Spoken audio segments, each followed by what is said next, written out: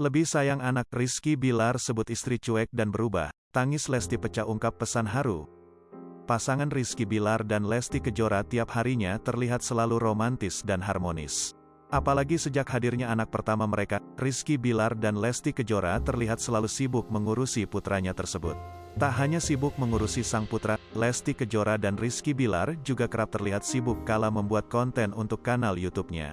Seperti baru-baru ini, Rizky Bilar dan Lesti Kejora terlihat membuat sebuah konten yang berisikan masing-masing pertanyaan untuk mereka. Namun sebelum ditanya dan menjawab pertanyaan yang akan diajukan oleh tim mereka, Rizky Bilar dan Lesti Kejora diminta secara bergiliran untuk memakai earphone agar tak mendengar.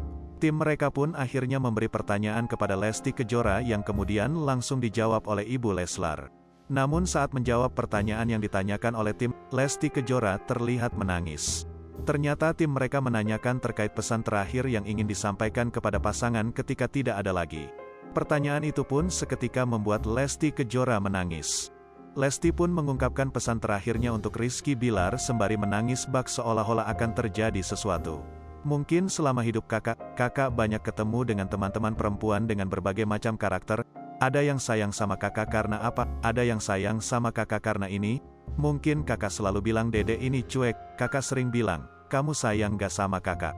Nah kali mungkin ini Dede jawab, kasih sayang Dede tuh tulus gitu sama kakak, ungkap Lesti Kejora. Kemudian Lesti Kejora pun mengungkapkan jika dirinya sudah berusaha untuk menjadi seorang istri dan ibu yang baik. Kakak tuh selalu bilang kalau Dede tuh lebih berubah, lebih sayang sama anak. Tapi Dede tuh sebagai manusia biasa sudah berusaha untuk bisa menjadi orang yang baik, istri yang baik, ibu yang baik, ujar Lesti Kejora. Syaki anak Rizkyda digendong Lesti bikin heboh.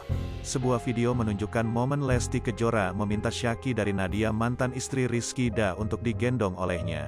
Dari video tersebut, Lesti dan Nadia tampak berada di sebuah tempat yang sama.